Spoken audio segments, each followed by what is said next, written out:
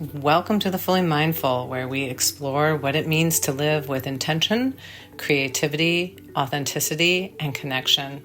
I'm your host, Melissa Chareau, mindfulness and breathwork facilitator, neurodivergent lawyer and coach, and fellow human navigating this wild and beautiful ride we call life.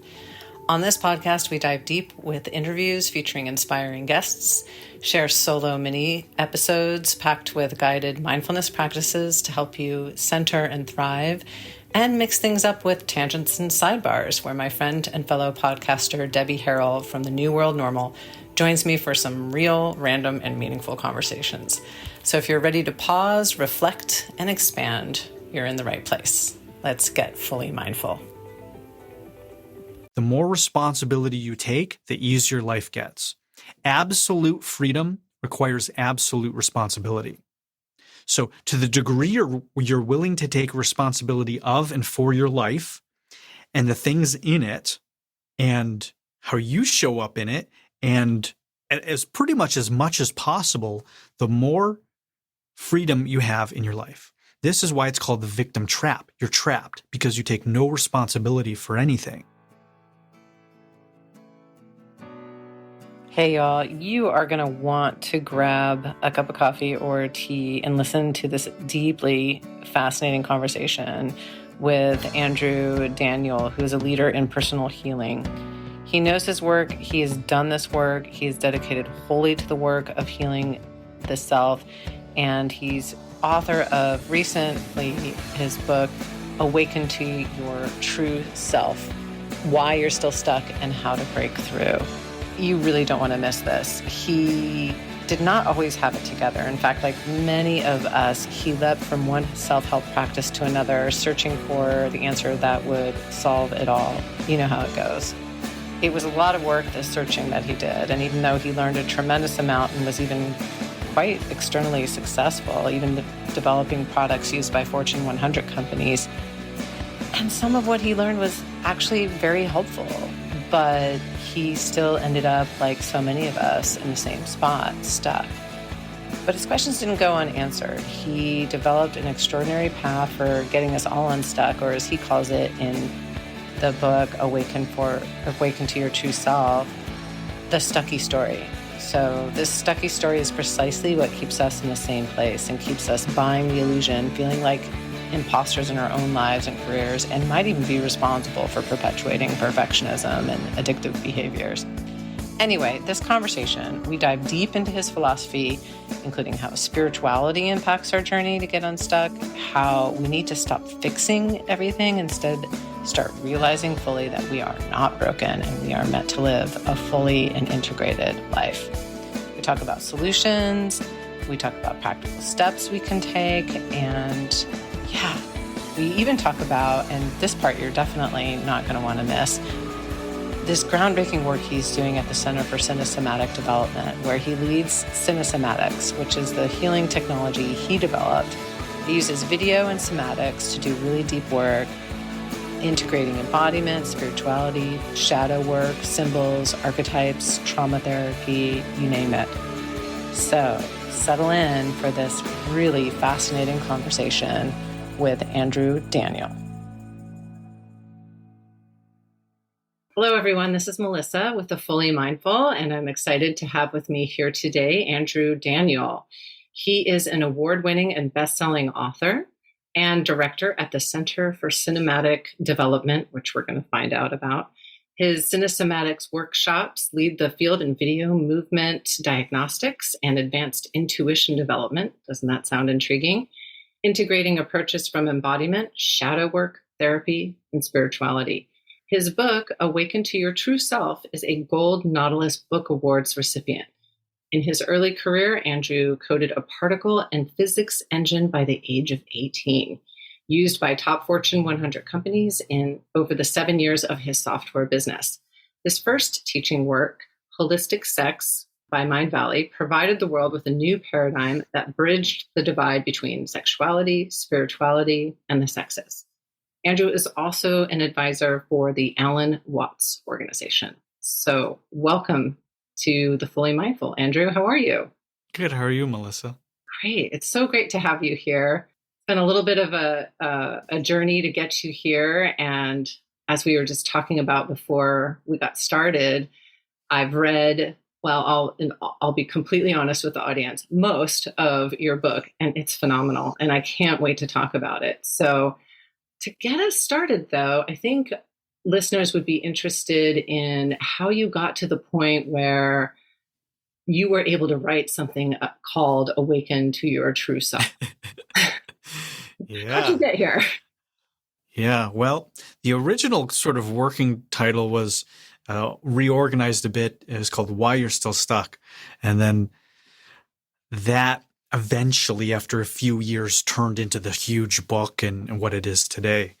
And so I guess I would start off with that in the sense that I got to that point by being stuck for so many years, even after doing all this self-help transformational work.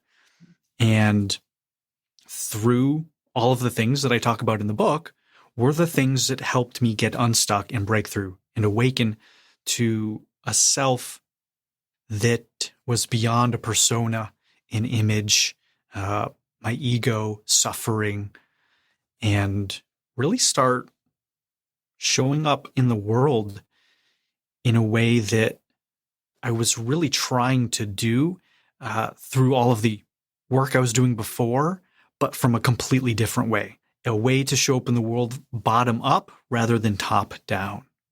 Well, it's interesting, and this is a little bit in your book, some of your backstory. You were bullied as a kid, and that sort of, I think, informed a little bit of how you got a little stuck. Can you talk a little bit about that? Yeah, so I had warts on my fingers when I was really young, and that was the first, I guess, entryway. It was the first thing that people started picking on me for. Mm-hmm. And, first grade, 6 years old, these kids would see it, and I don't know, kids can be vicious. And then their parents hear about it. Oh, there's this kid at school. He has these bumps on his fingers. Mm. And the parents say, well, don't touch him. You don't want to get warts. And, it just kind of created this, it's kind of like this leper dynamic, right? Yeah. This kind of archetype story of being a leper, undesirable, untouchable, unwanted. Mm. There's something wrong with me. And so that just set the stage of pretty much the next 15 years of my suffering and struggle and social, mental, and emotional turmoil. And that was the beginning. A whole story there, but eventually that led me to get into entrepreneurship, into self-help and healing, spirituality, all of that stuff. So that was sort of my wounded healer archetype, my origin story for that. Yeah, that's really interesting. I know when I read that and I was thinking about my own story, I was also, I don't know if it was bona fide bullying, but I was certainly made fun of as a kid. I was really different from the other kids. They used to call me the Shaggy DA. I don't know if you ever saw that movie. I think it was like it had a dog and he had very long bangs. And I think I always had very long bangs because we couldn't really afford to get me a haircut very much. And so I was relating to that story and what we can do with those stories to ourselves. And I'm not saying that what happened or what happens to people who are bullied, who have other difficult or challenging or even traumatic experiences isn't real, or that they somehow deserved it or anything like that. That's certainly not the case at all. But what we end up doing with those stories later on in our lives when we have more agency is what's really interesting. And I think that's what you really get to in your book is these, I think you call them stucky stories, right? So what's a stucky story? So just a cute little phrase I say in the book to show us that these stories are the things that we think are just how things are. This is just how life is. Our stories are the superficial interpretations of events that may or may not have happened. our stories are a narrative that we tell ourselves. These stories are a narrative that we allow or kind of co-conspire with to dictate our life. And so these stucky stories are the things that we decide to keep alive to explain why things are how they are. And it's been my experience that these stories are actually distortions, and they keep us separate from reality. They actually keep us separate from who we really are and showing up in the world for how the world really is, rather than a story, rather than a projection of our past trauma onto how the world is. Because so much of us live from a projected reality. And so we project these stories onto ourselves, onto the world, and that defines our reality. And so in the book, one of the things that I invite people to, and I suggest right away, is that it's not about building or telling a better story. And this is where my work sort of diverges from, let's say, traditional positive psychology and this kind of thing, where in order to get to that true self, in order to live in actual real reality, it's about stopping the stories altogether. So it's not just, well, I was hurt and these people made fun of me, but I'm a loser and I deserved it, and I will triumph because all losers can eventually prevail. Whatever it is, just something silly like this.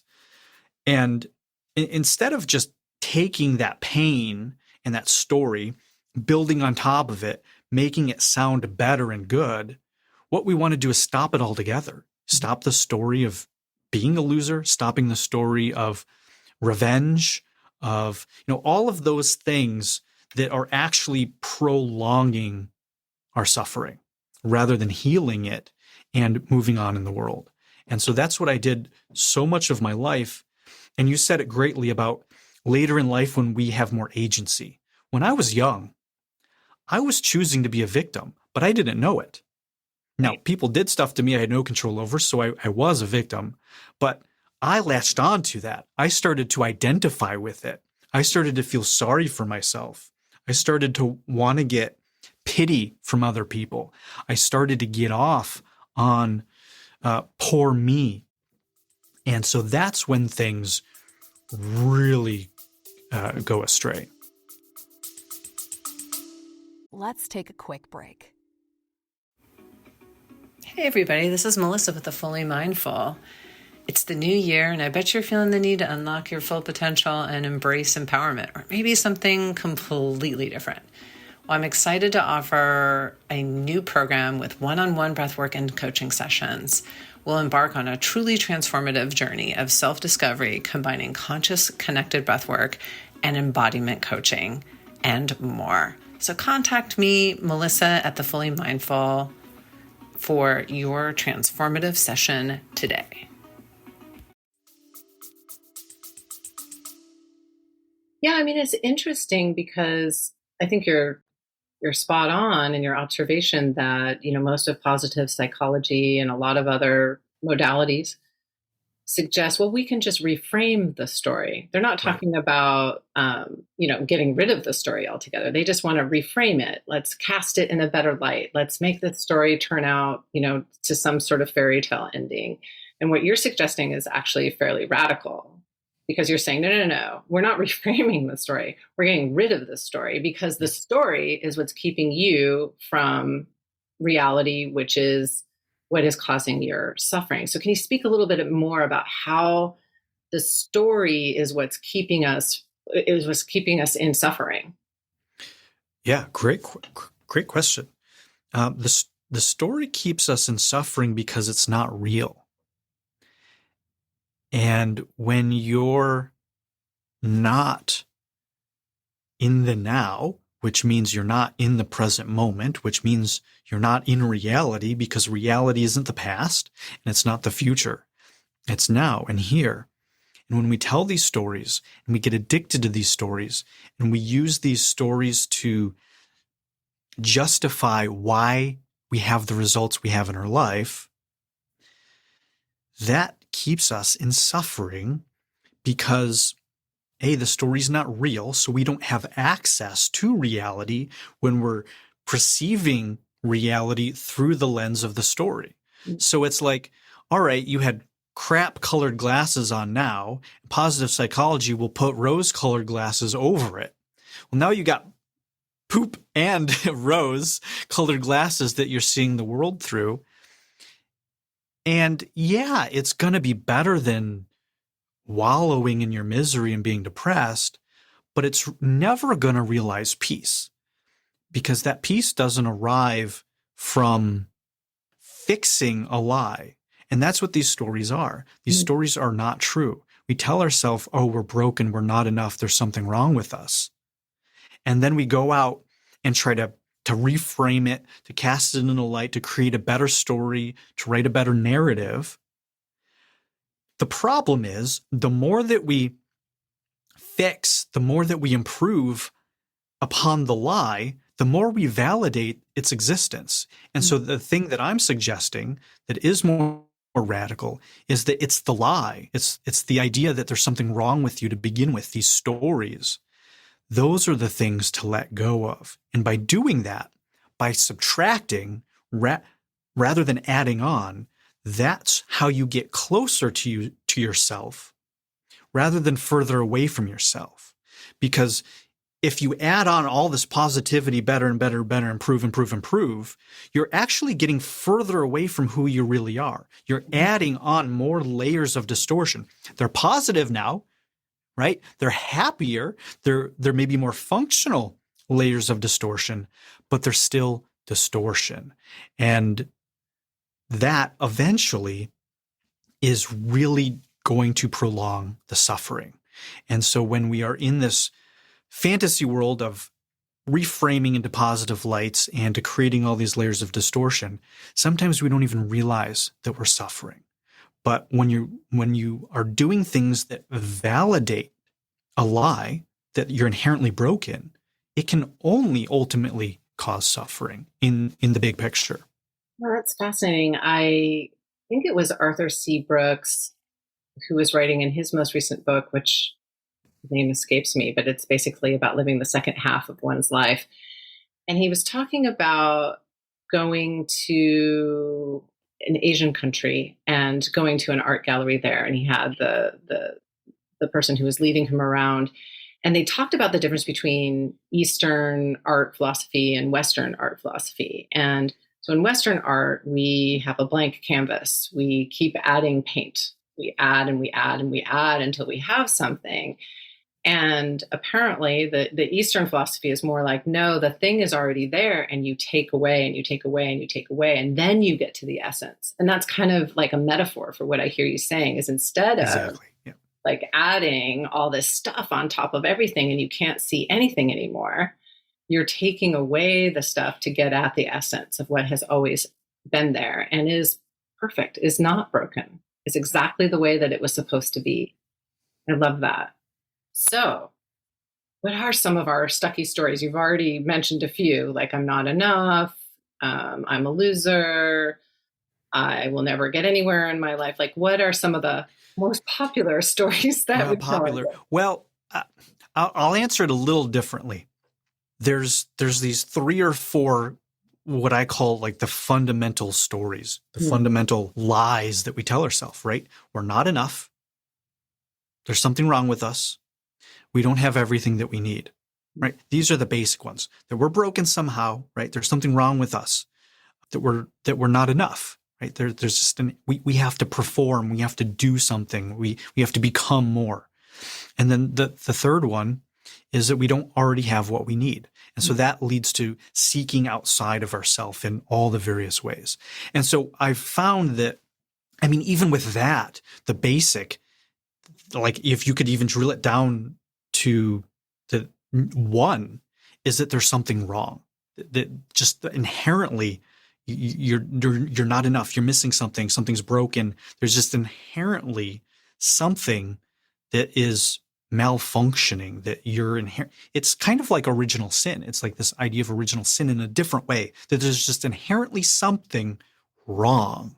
And I kind of distill it to those three ones because those are pretty much everything I've seen has, a family tree based off of those. It's distilled to those three things. Right? I'm a loser, right? There's something wrong with me. I'm unlovable. Scarcity, poverty. I don't have enough. I'm not beautiful enough. I'm not rich enough. I'm not funny enough. I'm not smart enough, right? I don't have everything I already need. So you could just take all of these stories. They could be very specific, like, I'm a leper because of my warts and I'll never be good enough. That's a very specific one. Or they can be very general. And usually what happens when I'm working with clients is that we start at a very specific, like a very specific story, right? It's like an actual memory, something like that. And then we just distill it down, down, down, down. And eventually you end up at those handful of things. Yeah, I was just actually thinking of myself. I think I've told all three of those stories to myself, that's for sure. And then I was thinking, but I've also told this, I want to be special. So I thought, I also have told myself the story that I'm too much, which at its essence is really just that there's something wrong or bad with me, that there's something wrong, that I'm too much is really nothing more than I'm flawed in some way. And so it's even in like a not enough. It's just like the version of not enough. It is. The same thing, really. It's really the same thing. And it's kind of interesting that fundamentally we all tell ourselves the same stories, right? And then we look around and we think that other people don't tell the same stories to themselves, right?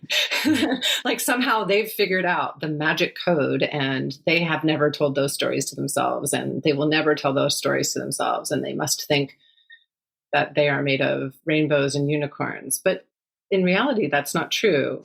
Well, and that's exactly one of the things that leads us to be afraid of intimacy, because we think those people are going to look at us like there's something wrong with us. We don't realize that they're so preoccupied with their own stories in those ways that they don't even think about that for you. Yeah, I mean, that's interesting. I've done a fair amount of work with, some people call it imposter syndrome. Some people call it imposterism. I don't like either of those terms because I think it pathologizes something that's not really a pathology. I think those are real experiences that people feel, but that it probably comes down to something else, but that's what it is, right? It's this fear of not being qualified or competent or of being found out and being found out about it. Right. That's the big part. Right. And so, that makes sense that if you're suffering from that particular version of the story, that you would fear intimacy because they might find out. They might actually see you. And then what? Yeah. And the reality is, and I don't know how you feel about Brené Brown, but Brené Brown talks about vulnerability as being like a superpower, right?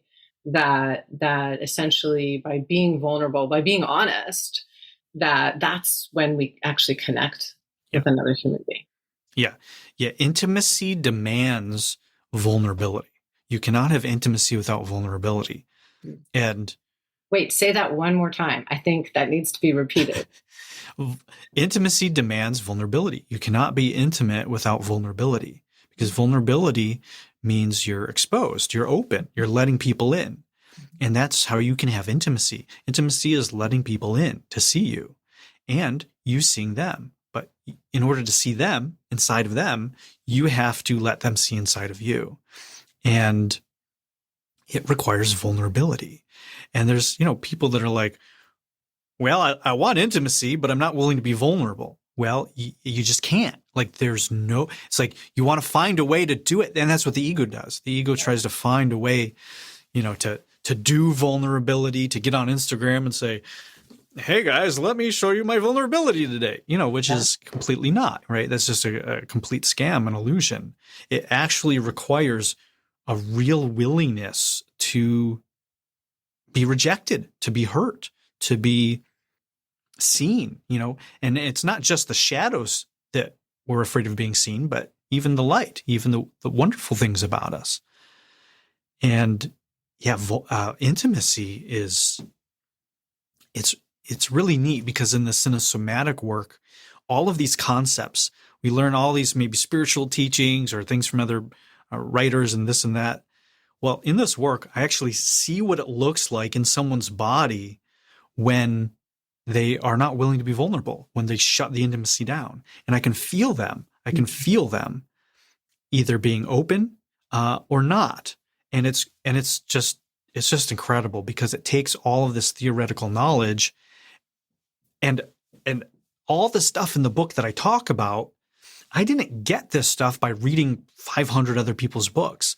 A lot of it I got from actually seeing this in myself and other clients. Mm-hmm. And so the book is just really practical with all this stuff. I talk about vulnerability and stories. Like all of this is stuff that actually shows up in life and what people do and what gets in their way.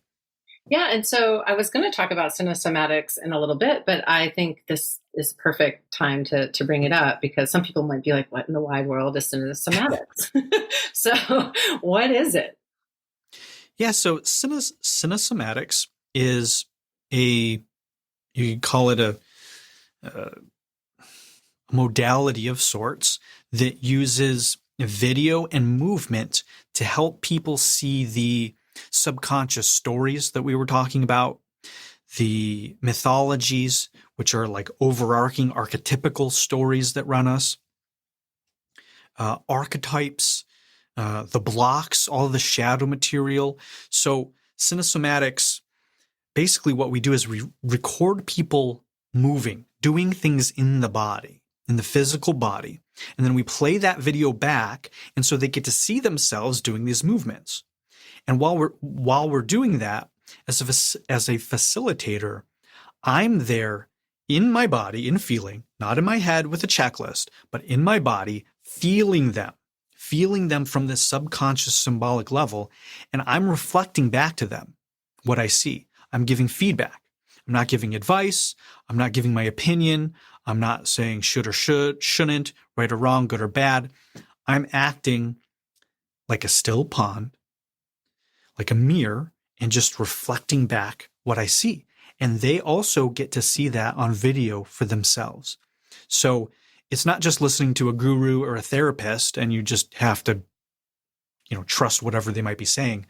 You actually can verify it by looking at the video of yourself and getting that visual feedback loop. So it's a very advanced, also very confronting, as you could imagine, approach to not just healing and transformation, but actually awakening to reality by collapsing these fantasies, by collapsing the stories and the narratives, and getting you into relationship with yourself, the world, and life through the body, rather than just talking about it. I can't even tell you how exciting this is to me. As someone, I'm a coach and I do use somatics, and I already know how powerful it is when I'm working with someone. And let's say I notice something that they're doing, I'm also attuned to my own experience of what it is that they're doing. And I'll reflect that to them about something that I've seen them do. And, I might ask, well, how does that land? Like, this is what I'm feeling. This is what I'm sensing from what just happened.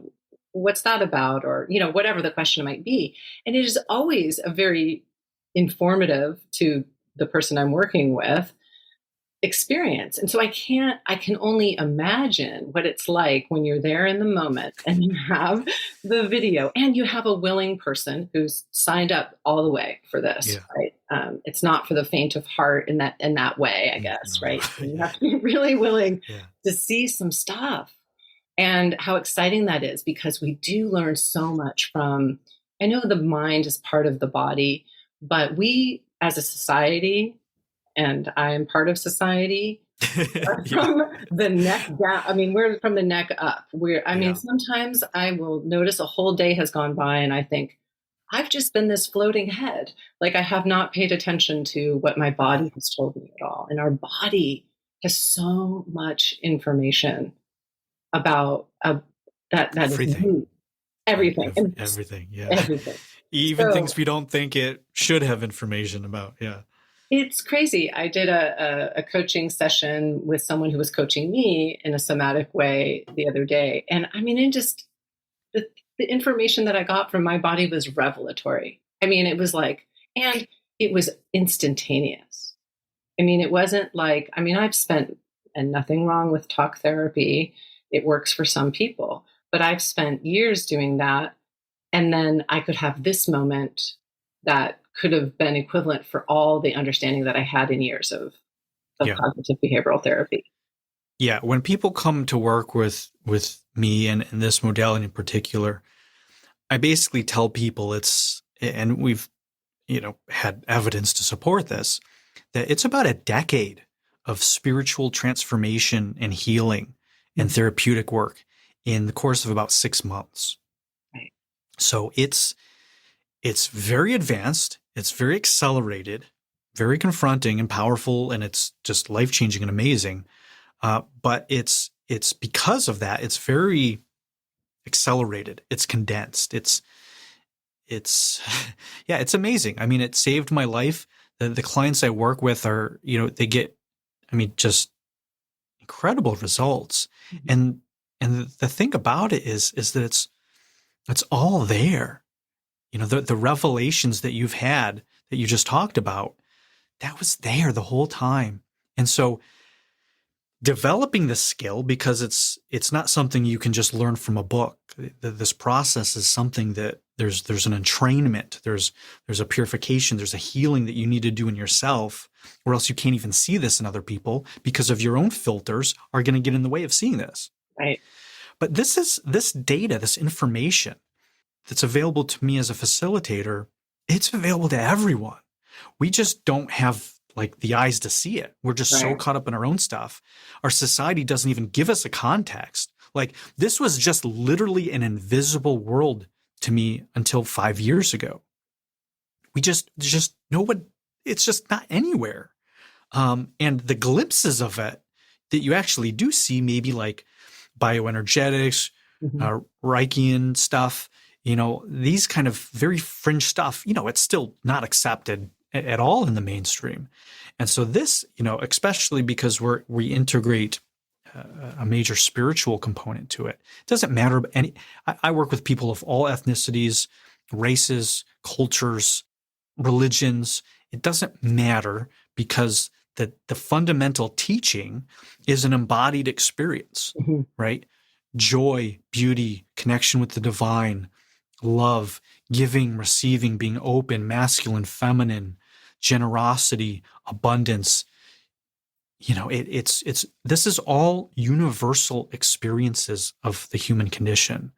And we're doing it in a way that really allows people to see stuff that we just don't normally see. And we all have these blind spots, these blocks, these plateaus. And one of the biggest things that happens when people come in is it gives them hope. This work, one of the first things it does is because of the awareness, it is the remedy to the confusion. And this is where it led me to write this book and my journey, because I did self-help for 8-10 years, NLP, hypnotherapy, tapping, Reiki, regular talk therapy, Western medicine, Eastern medicine, plant medicine. I mean, I just did all of this stuff. And a lot of it was helpful. Some of it was not, but a lot of it was. But none of it really popped me through. Like none of it did this. This is my book. None of it really popped me through. And that symbol has many, many, many, many meanings. And it wasn't until I saw myself on video doing all of this stuff, we'll call it this shadow material, it wasn't until then that I had clarity. I was confused. I was like, I know all of this stuff up here. Why am I homeless Mm-hmm. twice? Mm-hmm. How come I know the secrets to the universe and I can't pay my bills? How come I'm getting wiser and wiser in spirituality and love, but my bank account is getting less and less and less? I am less functional in the world. And so seeing this stuff in my own body on video, undeniably confronting, it brought it, the questions just went away. It wasn't a matter of why me. All the victim stuff went away. Why is this happening to me? I don't know. This, all of that went away because I saw it. It's like, oh, this is why. I'm manipulating. I'm narcissistic, megalomaniac. I'm destructive. I have an agenda. I'm taking myself out. I hate myself. I'm depressed. I'm avoiding intimacy. All of these things. So that moment of, all right, well, now I know. Then comes the moment of responsibility. And that's the part a lot of people don't get past. So I get people that somehow make it to that first session, and then I show them this stuff, and it's all stuff that they see in themselves. And they have that clarity, but then it's about taking responsibility for it. And yeah. Yeah, that's not an easy task. And I was just nodding along here because what I'm hearing, and you do talk about this in the book too, is the difference between intellect and intelligence. And I think all of that, I'm going to call it self-knowledge. And in 12-step, they talk about self-knowledge avails us nothing. It's that, and I think what they're talking about is that intellect, right? The intellect, you can know everything from the neck up, but if you don't know it in all of your existence, you don't really know it. There's a difference between that intellect and that intelligence, and so I wonder if when people see this stuff, their brain, their ego, there's something just shuts it down. Is like, yeah, I saw it, but I don't want to take any responsibility for this.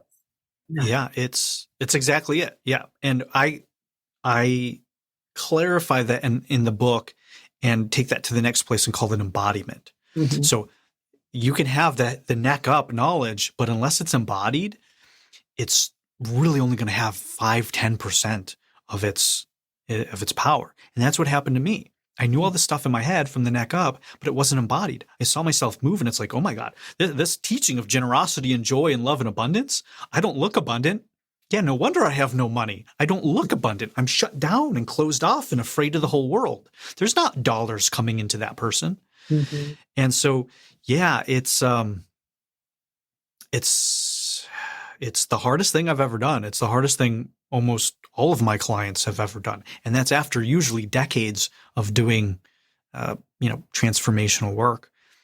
But it ends up being the one thing that actually helps them break through.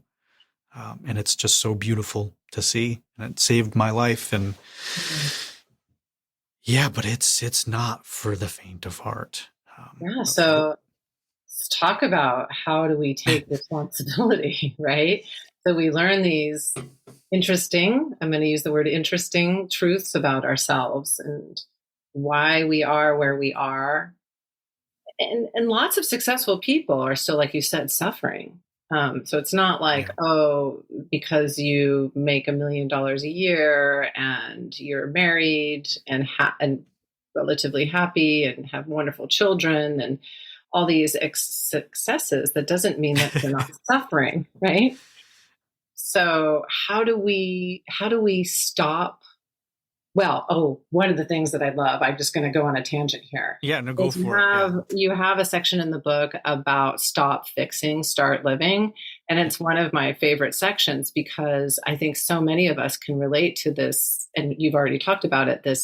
I'm going to if I take one more course, if I get one more certification, if I go to school 1 more year, 2 more years, 5 more years, if I do this thing, this therapy, this modality, this guru, this retreat, somehow I will suddenly be whole. And we get addicted to it. We get addicted. And I know I have, I've certainly been addicted to that because that's what's keeping me in the story in my case. And yeah, so talk a little bit about that, the stop the fixing, start living. Yeah, that I came across that idea.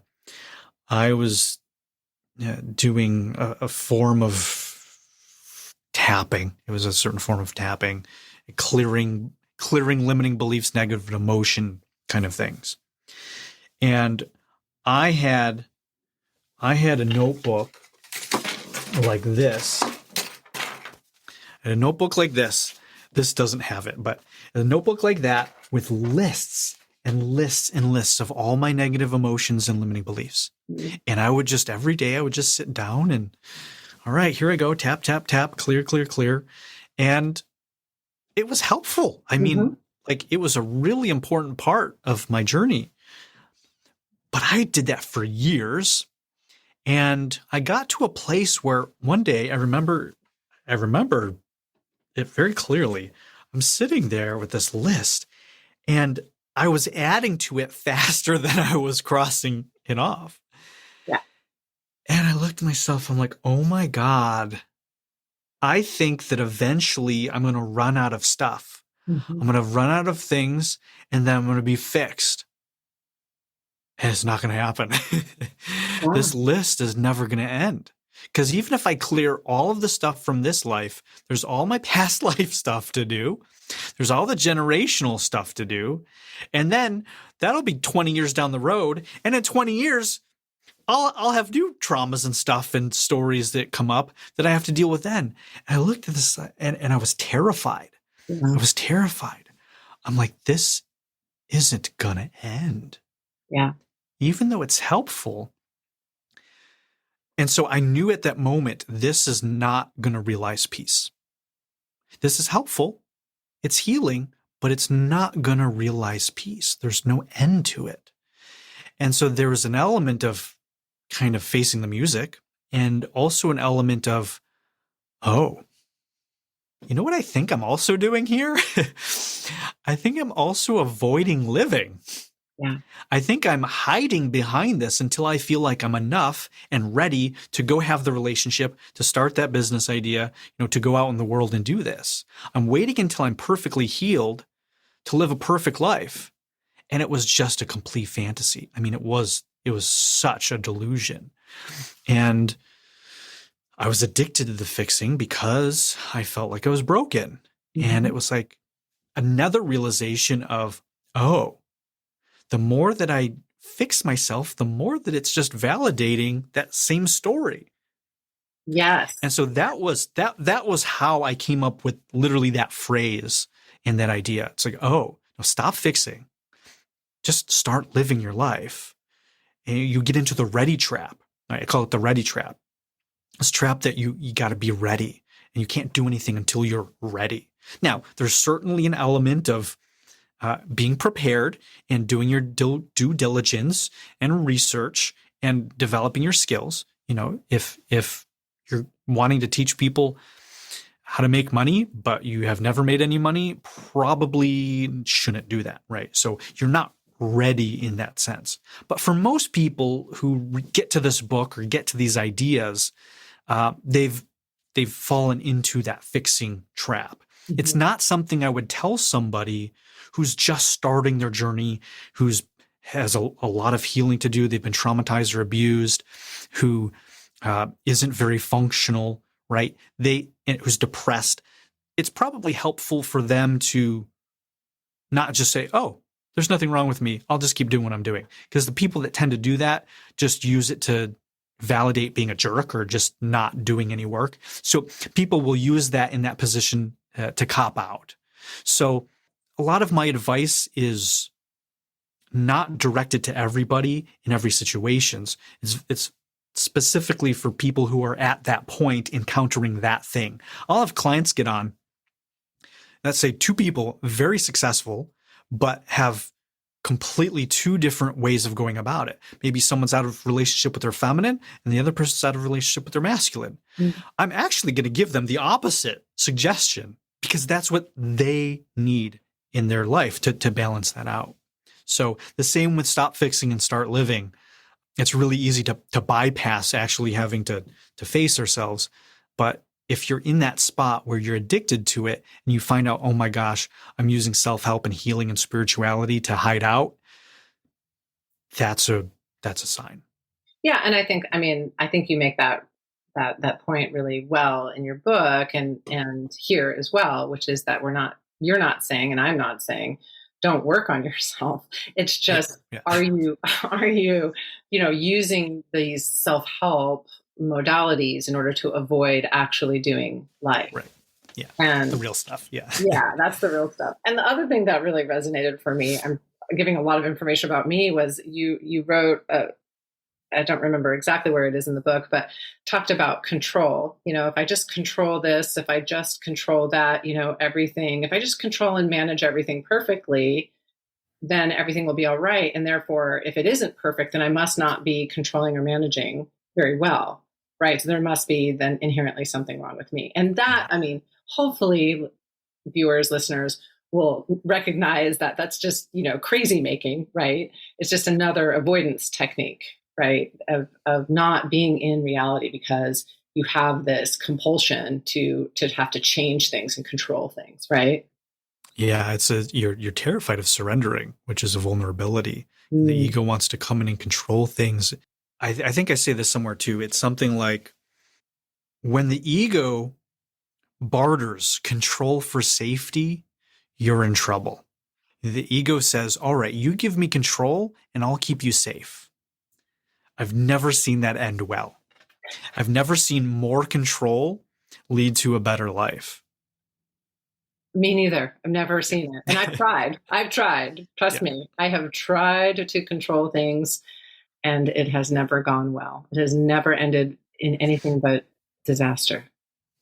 Yeah. And it's a hard lesson to learn. So let's get back to that responsibility piece so we don't miss out on that.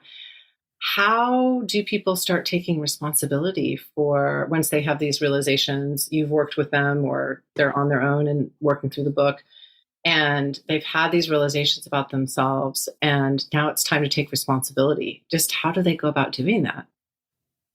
Well, the first thing to move through is the victim trap. Mm-hmm. So this is another chapter in the book. And so responsibility, I'll just tell you the secret. Responsibility is the antidote to victimhood and is 100%. Like it's just a direct one-to-one correlation. So let's assume you're wanting to move past the victim mentality and take responsibility for yourself because you know that is how you get your power back. Well, how do you do that? I know. I'm asking you the hard questions. Yeah, it's in the book. It's actually like at the very end. So you didn't get here in the book. I didn't get there yet in the book. Yeah, it's literally at the end of the last chapter. Not to give it away. Spoiler alert.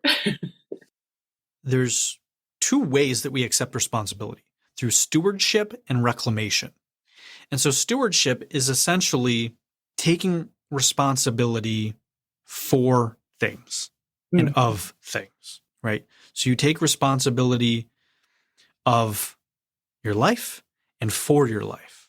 The first one of stewardship is the sense of, let's say you're a parent or you have a business. This is what we think of responsibility in life. Like, I'm responsible for this thing. I have responsibilities at work. I need to get my house in order, those kind of things. Yeah. And so within that, there's a coming to peace with this idea of burden, because a lot of people feel like the more responsibilities they take on, the more of a burden it is. And so this is something that I completely got backwards when I was homeless. I thought the less responsibilities I had, the more freedom I had. Well, this is completely backward. The more responsibility you take, the easier life gets. Absolute freedom requires absolute responsibility. So to the degree you're willing to take responsibility of and for your life and the things in it and how you show up in it, and as much as possible, the more freedom you have in your life. This is why it's called the victim trap. You're trapped because you take no responsibility for anything. So that's the first one, of understanding that if you want to have freedom in your life, freedom from the stories, freedom from the suffering, freedom from any of this, It requires you to take responsibility. Right. And then the second one is responsibility as well. The second part of that is also responsibility as stewardship. There's multiple. When you look in the book, it's like 2 sections plus subsections. So there's different forms of these responsibilities, is why I'm stuttering a bit on my words. The second kind is stewardship as reclamation. I'm sorry, Jesus, is responsibility as reclamation. Mhm. And that's the one where we take our power back. We reclaim the power that we've given away to other people. And I'm going to stop you there for a second because I love how you describe that as the power that we've given away. Not that that's Yes. been taken from us, but that we've given away. Yeah. Because if it's been taken from us, we have no power to reclaim it. Right. And that's how a victim lives. They don't think they have power because someone else did it to them. They took their power away. Right. And sure, there are certainly structures and systems that are terrible and corrupt and awful. And yet, the person who lives from that place, that's long gone. They're living their life as if they don't have the power. Even when horrific stuff happened, right? I have quotes from A Man's Search for Meaning. The most awful thing happened to that guy. And despite that, he didn't let them take his power away. He still had his own choice of how to see the world and to live. That's what we're talking about. It's not the details of oppression or abuse or any of this. It's how you're responding to it, the choice to give the power away, because you really ultimately have the choice. Like literally, if someone does have a gun to your head, literally the most extreme example you could give, you could still say no and, die. I mean, most people aren't, Right. but it is still a choice. And you have to take these things to the extreme. I know it's not fun or pleasant imagery to talk about, but if you can't take this stuff to the extreme, it doesn't hold up. Right. And you can't use it as a guiding principle in your life. And this is guiding principles to your life because they have to hold up, and they do hold up. And when you take them to those extremes, your life gets extremely better. It actually does work. Yeah, and I think to your point, like I think you were talking about Viktor Frankl, who was in a concentration camp under Nazi rule, and obviously horrific, undeniably horrific things were happening to him and to many millions and millions of people. So not taking away from that happened. That is awful. And he somehow, he is a remarkable person. He was somehow able to still see beauty and still have hope and still have experience wonder. That's reality. Mm-hmm. We get caught up and we think that victim story is real. Now it happened.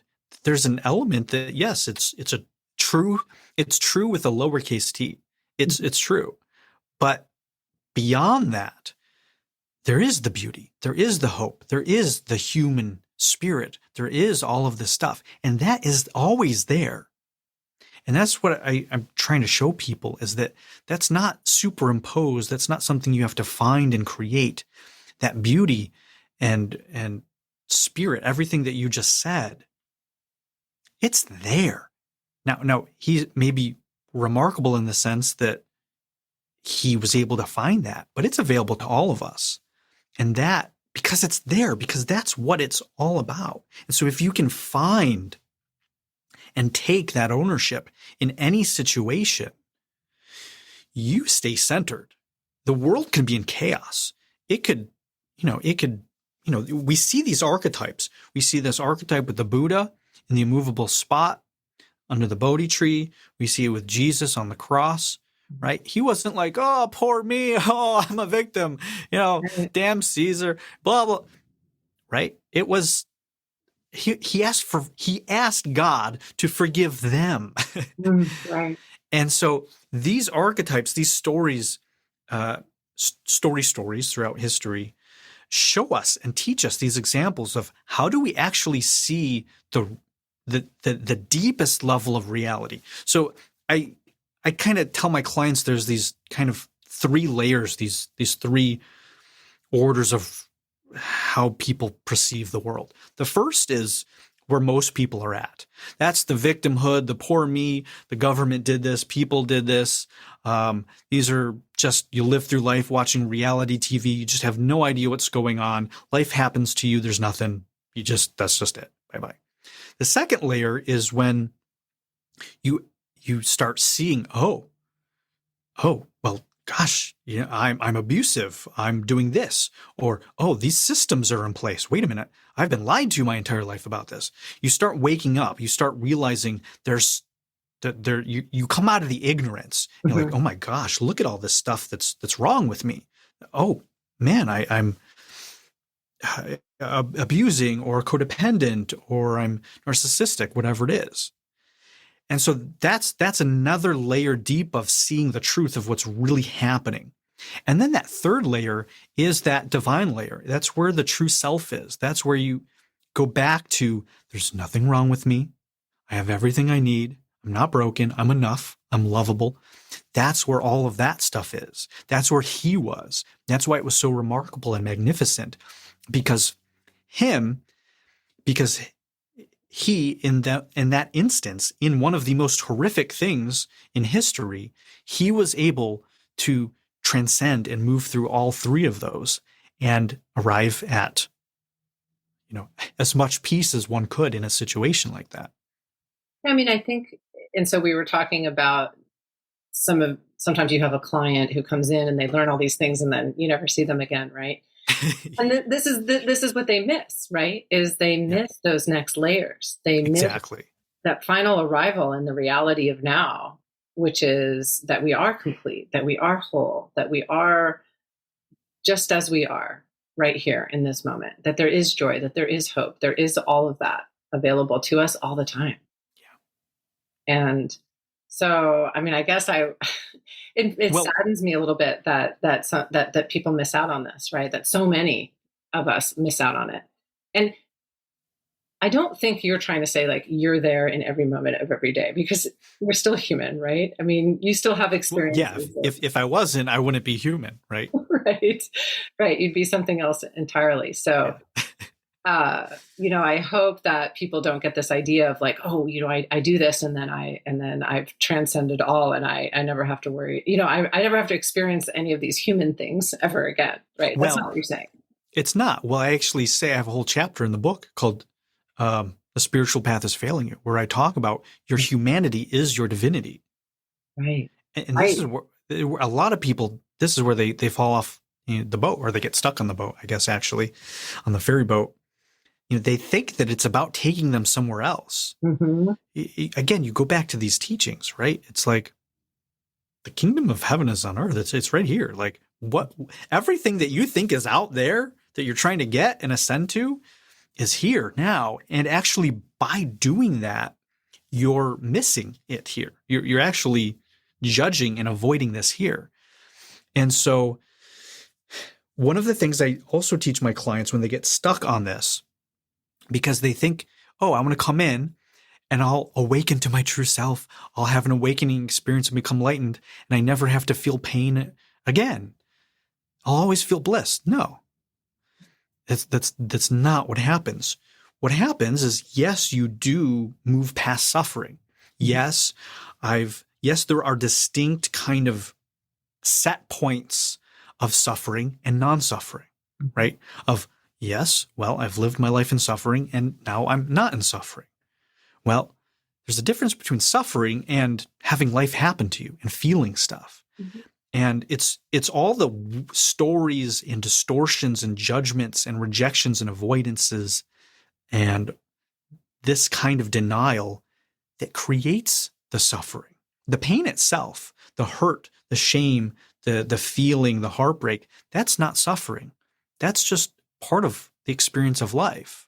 It's what we do with that and the stories that we create around it that create our suffering. And so you can get to the place where you're no longer suffering, but that place is more human than you've ever been. That's the place where you're feeling everything. You allow yourself to feel everything. but you're not judging it as good or bad feelings. Like, wow, I feel deep sadness. Well, this is beautiful. I mean, the sadness sucks, but this is beautiful. And you allow everything to happen. You're not fighting against life. You're not fighting against the human experience. You actually get into the human experience. You stop avoiding life and you start participating in the story, in the life story, in the hero's journey. You start partaking in the cosmic dance, right? Mm-hmm. And so you can't do that by trying to seek some sort of perfection or some sort of utopia. We've seen through history, everyone that's tried to do that ends up being, I don't know, a tyrant or dictator or creating a lot of suffering in the world. It's just not real. And part of that understanding comes down to the world doesn't need saving. It doesn't need fixing. If you think it does, that's because you're still caught up in those original stories. That something's broken, it's not enough, there's something wrong. Everything serves, even what doesn't. There's clearly things that don't serve. And so we also get to choose to change those, right? When people are doing evil, awful things, we also get to say, no, stop, don't do that. We're not going to allow it. That doesn't work. Yet that person has free will. And yet we also have free will to set boundaries and to have discernment and to enforce laws and rules. And so, but also understanding in the big picture of everything that it's not about getting to this perfect place. It's not about never feeling bad. In fact, it's the opposite. When you don't let yourself feel bad, you also prevent yourself from feeling good. And so I tell my clients, it's not about feeling good. It's about feeling. Mm-hmm. So the more you let yourself feel everything, while in the moment it sucks and it can feel terrible, it's actually leading you out of suffering rather than drinking and numbing and doing drugs and avoiding and all of the stuff that actually creates suffering. Well, and it ends up being fodder for that vulnerability piece, right? So that we experienced pain, that we experienced discomfort, that we experienced all of these, I'm going to use air quotes, bad feelings, right? And then we share that with another human being. That's fodder for that vulnerability and for that connection, right? Oh yeah, me too. Oh yeah, me too. Yeah, I felt that way too. Yeah, that's how we connect with people. It's really hard. Have you ever met someone who's perfect? It's really hard to relate to them. Yeah. Because they're probably narcissistic because nobody's perfect. Yeah. But B, that's our humanity is in that vulnerable place. Mm-hmm. And yeah, it provides opportunity to connect and to let people in to help us and to provide them an opportunity to be generous. Yeah, we just get it all sorts of mixed up. Yes, we certainly do. And we like to complicate things and make it much more difficult than it needs to be. Especially when we're in our head. Yeah. Especially when we're in our head. Yeah. We have these brilliant minds that can do all sorts of incredible things. And yet they also can kind of muck things up, right? Yeah. If you tell the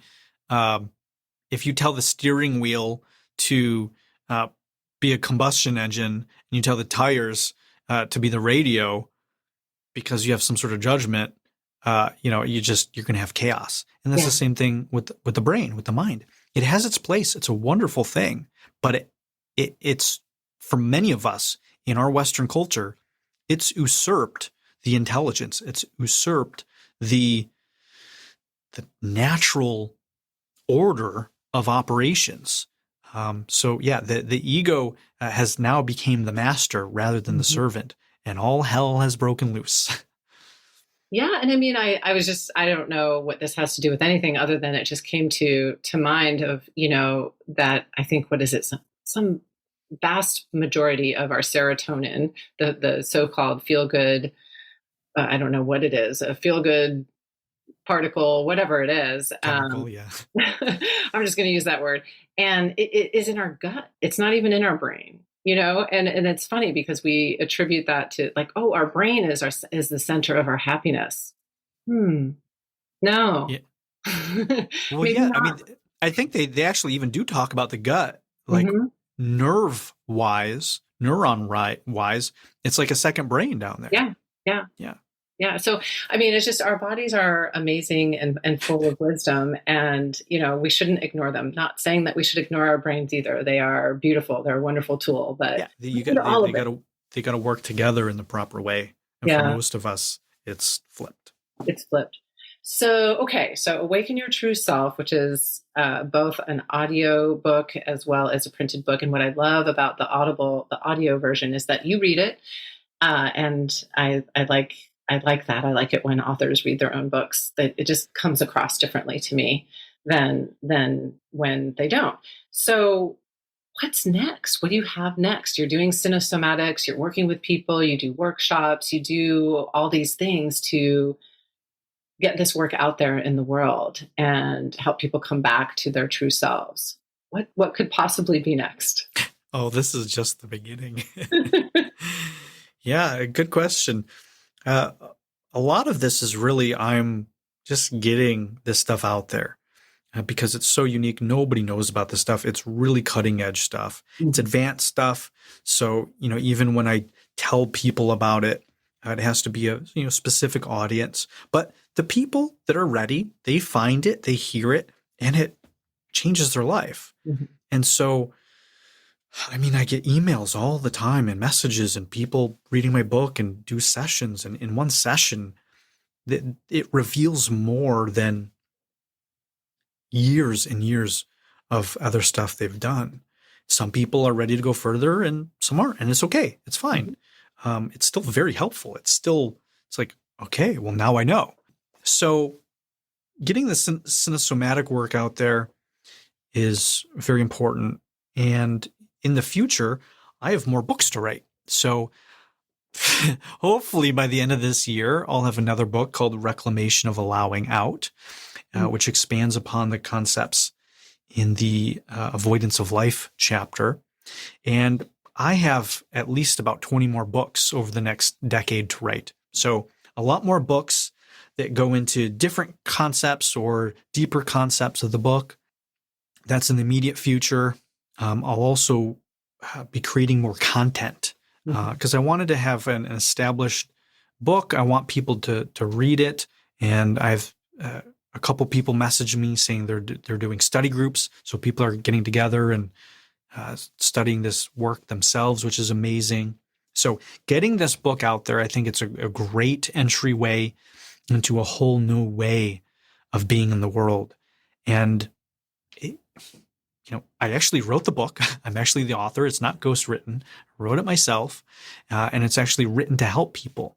So it's a big book. It's 124,000 words. It's a real book. It's dense. There's a lot of stuff in it. It's not just a marketing thing to sign up for $500,000 of nonsense.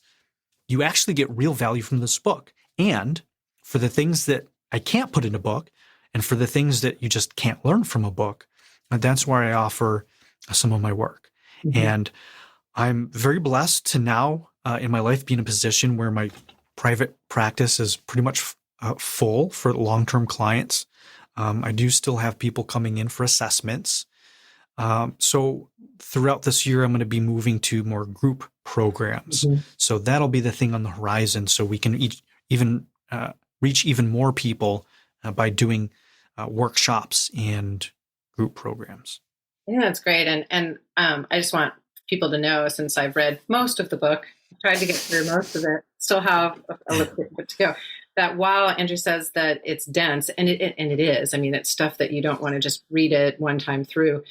It's very approachable. I mean, it makes sense and it resonates, and you summarize, and there are lists and bullet points and exercises that are available. I mean, it's very approachable as a regular human. So I don't want people to get worried like, but it's sure, dense and it's thick. It's like, oh yeah, because it's a real book with a lot of really incredible substance. And I will also say that you tell quite a bit of your story. You're very much in here, which I also appreciated. It's not like, oh, I just have to take this guy's word for it, right? Like, I identified with what you revealed about yourself and your own experience. And I think that's really helpful for people too. So I'm excited that you're going to be doing this on a group level, because that really does seem to be the natural next step, right? Is, okay, I've been doing this one-on-one. Yeah, I've written a book that is hopefully reaching millions of people. But yeah, now you can take your cinesomatic work and your other work that you're doing, one-on-one to the group level and really impact a lot of people's lives. And I can't wait for that to happen. And I can't wait for your next book. I'm very excited. And and I wanted to put a plug in for people can go to both. You have your own website as well as your Cinesomatics website. And what's really cool about the Cinesomatics website is you can actually see sample videos of people getting some of this work done, and you can see wow, oh my God, I didn't know I did that, and here it is. It's so plain for me. So if we have just a few minutes, I know we're going to be wrapping up soon. Yeah. So you saw it's cinesomatics.org. Mm-hmm. And so up there from a few years ago, I did this study where I was able to get permission to actually share these videos, because it's really private stuff. And for years, we haven't really been able to do that. So I got permission and actually created these mosaics and these sample videos. So you could, because this is very different. It's very different than everything else. And so without an actual visual representation, now the experience is still different. Like, people see the videos, they're like, oh, okay, I get it now. Okay, that's cool. And then they do it, they're like, oh my God. Right, totally different. So, but still, I wanted a way to be able to at least get people to wrap their head around what the hell it is that I'm talking about. So You did take a look at that. And what was your impression? What did you get from that? What were you able to see through these example videos? I mean, so much. I mean, I guess what I really saw was people's, it's going to sound maybe strange, but people's spirits kind of come alive. They saw themselves maybe for the first time. And there was that recognition and yeah. And I saw some commonalities among people, right? So I think you talk about archetypes, and I could see, oh, this is how this shows up over here, and this is how it shows up over here. And so I thought that was really cool. And I would like, and I think everyone should spend some time looking at that, because I think people will glean different things from it. But that was most what resonant with me, was watching people come alive and then seeing some commonalities among how archetypes show up in people's movements. Well, and those archetypes, so there's the commonalities and there's also the differences. You get to see, so for example, for people that are listening or watching and you haven't seen this yet, what I have up on there are different movements and certain archetypes. Mm-hmm. So I have a second level assessment, which is called the archetype assessment, where I tell people to show me things, to show and express these archetypes through their body. Mm-hmm. So I'll say something like, all right, well, show me giving or show me making money. And how they show it in their body is how they actually do that in their life, in the world. Right. And so the thing about this is the things that you're seeing and you're watching in people's movement and expression of this, it's not just charades. It's literally how that person sees and relates to that concept in their actual practical life. So everything we're doing here is relating to someone's, the actual results, the actual physical, tangible results in someone's life, not just theory. This isn't just like, oh, maybe I felt the energy, or, oh, I don't know. Right. Sure. Okay. That's a good idea. Like, because it's on video and it directly reflects in people's bank accounts and their experiences in life, it's a very applicable modality. Yeah. And so these archetypes and the movements that you were talking about is seeing these commonalities, how that actually, all right, well, very interesting. All right, so this person gives this way. Well, this person, they give in a completely different way. Oh, I think I would have given, that's similar to maybe how I would do it. Mm-hmm. I never would have thought about the idea of making money looking like that. And so people can start getting that experience of just, because one of the biggest things is recognizing that how you do it isn't necessarily how everyone else does it. Yes. because we think our way is the way because that's what we think and that's what we know. And so seeing this is really helpful because people will say, I don't know, how else would you show this? Like, I only know one way of doing it. Mm-hmm. And then you see this, you're like, oh my God, there's all these different ways. And what makes this helpful beyond that is that some ways are more or less functional than others. Mm-hmm. And so that's when, a lot of the healing work starts. When you say, oh, yeah, well, the way I'm giving, oh, I'm actually manipulating. Right. Oh, the way I'm giving, oh, I'm actually martyring myself. Or, oh, I think I'm receiving, but I'm actually closed off. Mm-hmm. No wonder I've struggled with receiving my whole life. Mm-hmm. Look at my body. It's shut off from it. And then from there, then we can start the healing process. So then not only is it the diagnostic, but it's also the remedy. And then we get people to literally move in new ways in their body, which then rewires their nervous system and their energy field to then show up in that way in their practical life. Right. Which is what makes it so profound, but also pragmatic. Right. I mean, it's very practical. Yeah. It's very practical. So, but definitely different and it's very definitely different. Yeah. Yeah. But that's what makes, for me, that's what makes that's it why it works. Exactly. Yeah. So where's the best place for people to find you? I'll put obviously all this stuff in the show notes, but some people are just listening and they might want to just head right there after they finish listening. So where can they find you? AndrewDaniel.org. Very simple. AndrewDaniel.org. You could Google Andrew Daniel. There's a link to cinesomatics.org as well. So there's the Center for Cinesomatic Development, which is its own website. And then there's my own personal website. I'm the director of it. Cinesomatics is actually my modality. So that's why they're so interlinked.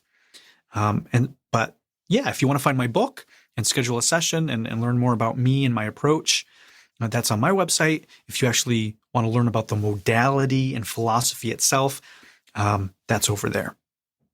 Well, I can't wait for people to check this out. And this has been an incredible conversation for me. And I can't wait to finish your book and to then get my hands on the next one and hopefully to have you back if you'll come back. It would be great to Absolutely. keep working on. Yeah, thank you, Melissa. I really appreciate you having me on and spending the time to dive deep into asking some of these questions. Yeah, thank you so much. You're welcome. Thank you. Hey, everybody, if you like this conversation, make sure to rate the show in Apple or Spotify or wherever you are listening so that others can find it and enjoy it too.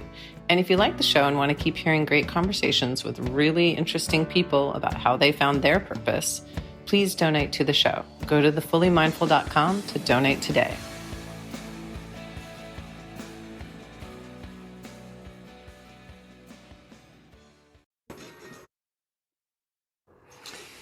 Hey everybody, it's Melissa, and I'm wondering if you all can relate. Have you ever caught yourself procrastinating or maybe doubting your abilities, or maybe you have a black belt inner critic like I do or have had that wants to sabotage your every move with judgment and perfectionism expectations? It might keep you stuck, it might keep you anxious and away from your full potential.